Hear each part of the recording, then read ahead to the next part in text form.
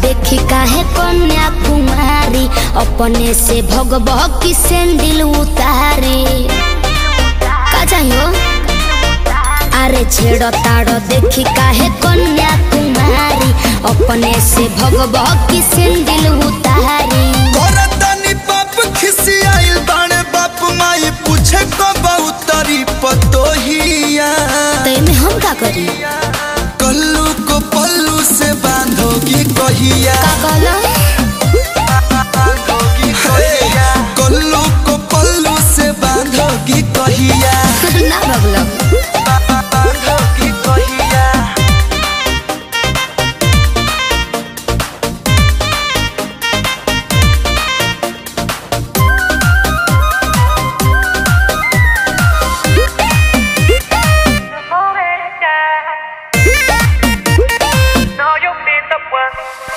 रिश्ता के बात ऐसे होला करोड़ पर ऐसे अच्छा घूम लिखा वाके एगो बोर्ड पर बुझाई।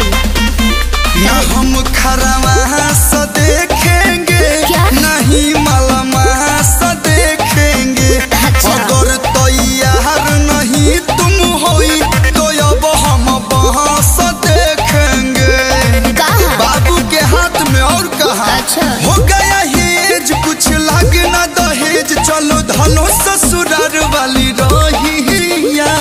अच्छा जी। कल्लू को पल्लू से बांधोगी कहिया। बांधोगी कहिया। कल्लू को पल्लू से बांधोगी कहिया। बांधोगी कहिया।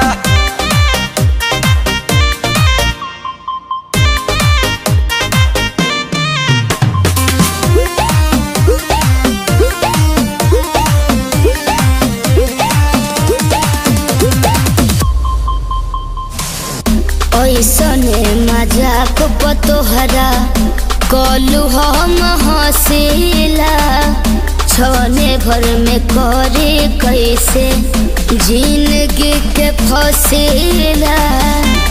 बतावा इतना जल्दी का बाबा। नीरस मोर जीवन कर दे